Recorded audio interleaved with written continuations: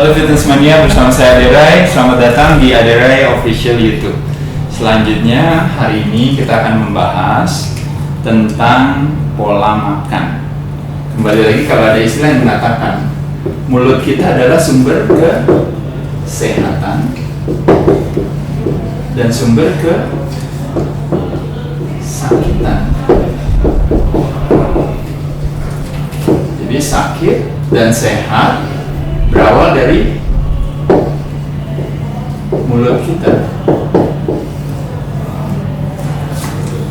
Kenapa berawal dari mulut kita?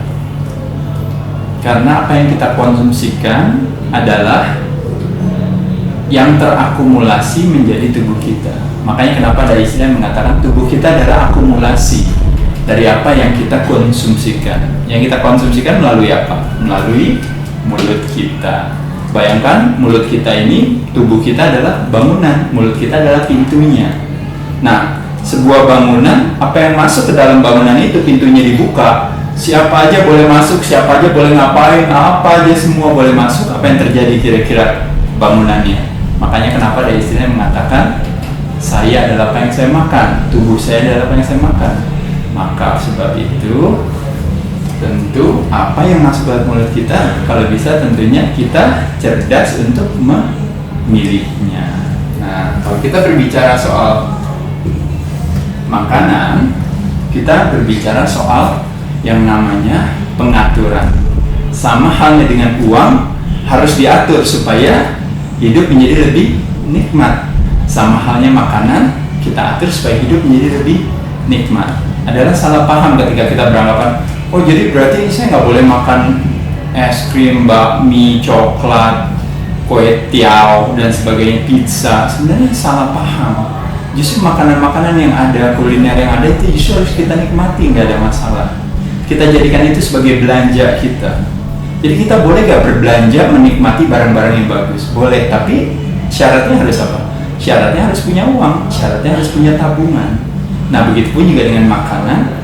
Kita boleh menikmati berbagai jenis makanan, syaratnya siapa? Syaratnya harus punya tabungan. Nah, tabungannya dari apa? Tabungannya dengan cara tentunya dengan mengatur pola makan dan juga dengan berolahraga. Nah, makanya kenapa tabungannya di sini?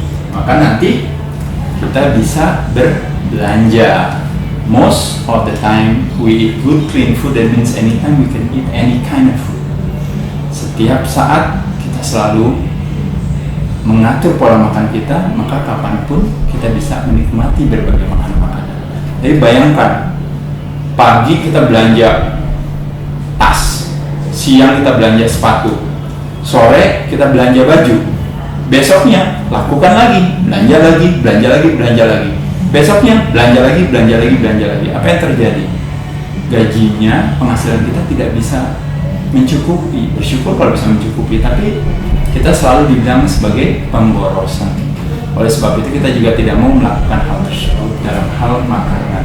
Pemborosan terjadi tercermin dari utang kita di kredit card misalnya, kartu kredit.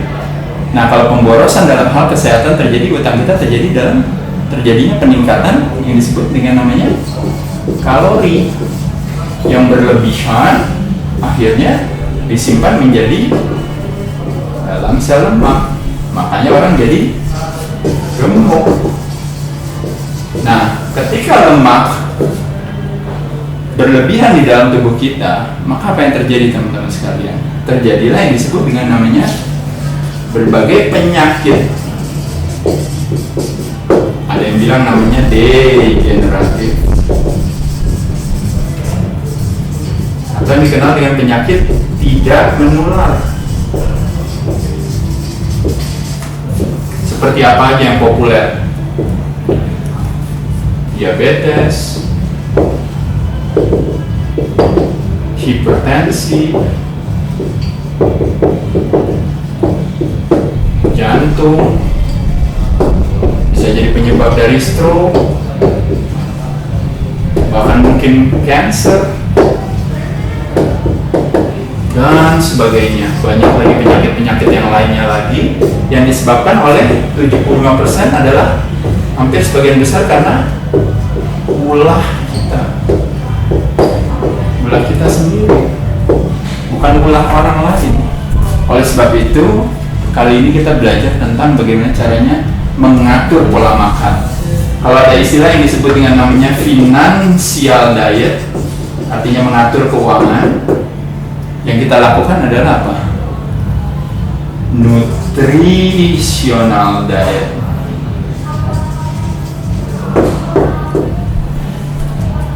Gimana cara dietnya? Hanya dengan pay attention terhadap 4 elemen daripada pengaturan pola makan.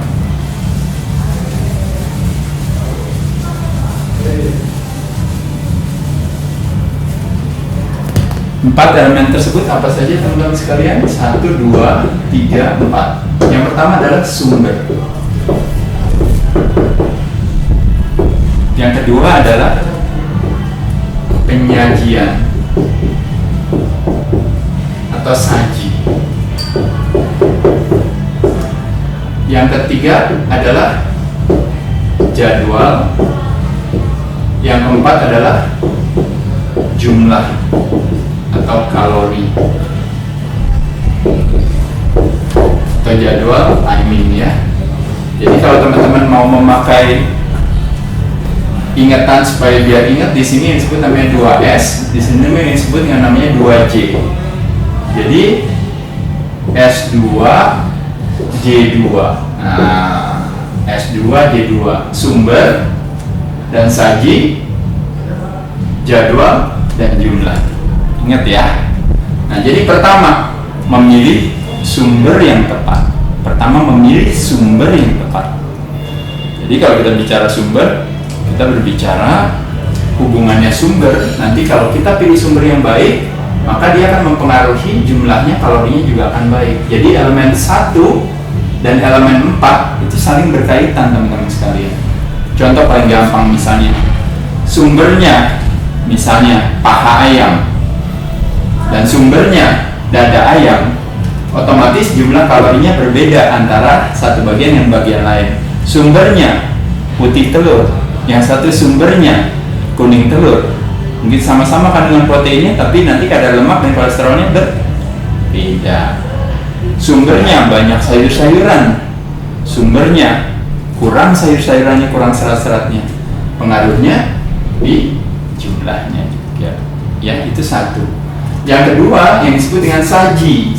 Penyajian yang paling populer itu memang kebanyakan adalah memang goreng-gorengan. Bukan berarti kita nggak boleh makan goreng-gorengan ya teman-teman sekalian.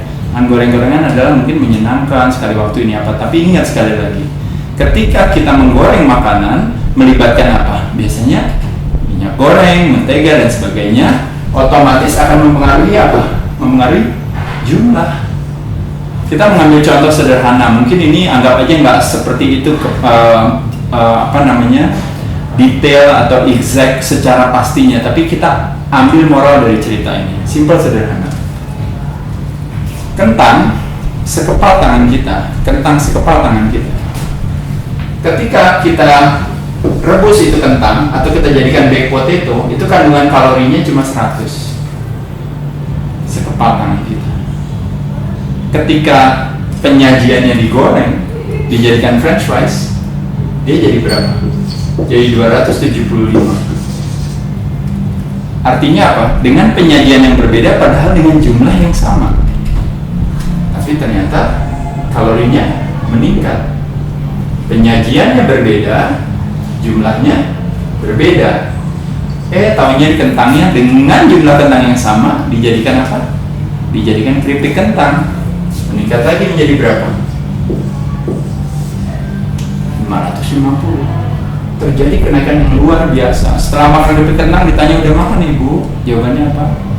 Belum. Pada saat itu baru datang kue tiaw jebret. Otomatis apa yang terjadi? Kecepatan kita mengkonsumsikan makanan jauh lebih besar daripada kecepatan kita membakar kalori. Oleh sebab itu penting kita memilih penyajian yang tepat. Jadwal simpel sederhana. Ini kata-kata yang sederhana yang ingin saya katakan kepada teman-teman. Makan sebelum terlalu lapar, berhenti sebelum terlalu kenyang.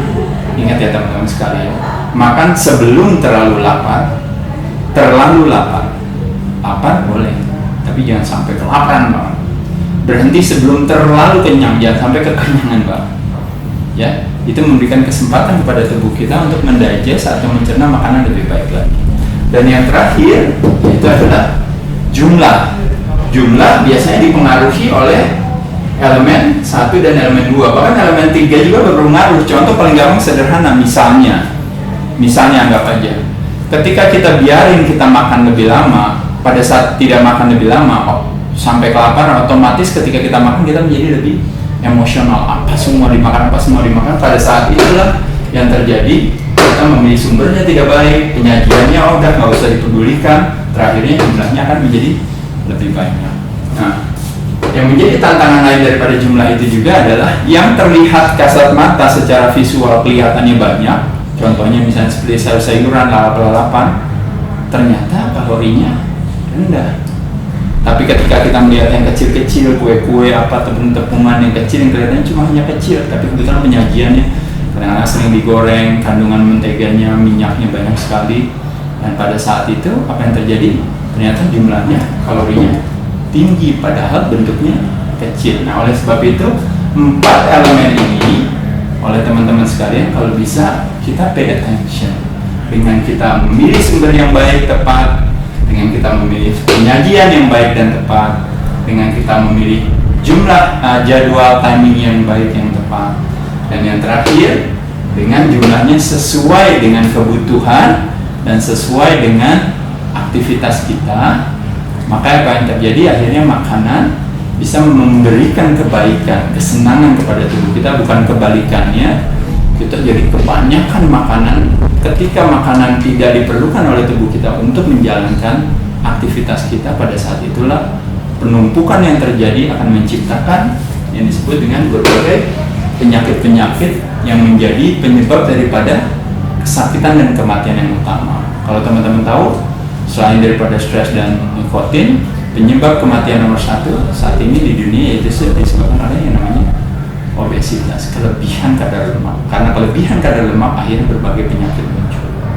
Tapi dengan mengurangi nanti kadar lemaknya dengan berolahraga, dengan pengaturan pola makan dan sebagainya, pada saat itulah potensi terhadap penyakit juga akan semakin terminimalisir, semakin berkurang. Saya ucapkan terima kasih teman-teman sekalian atas waktunya sedikit belajar bersama saya. Kalau bisa, ingat sekali lagi berlangganan, subscribe video YouTube kami, semoga ada manfaatnya, dan ingat sekali lagi semuanya sudah belajar, terus harus diaplikasikan. Terima kasih teman-teman.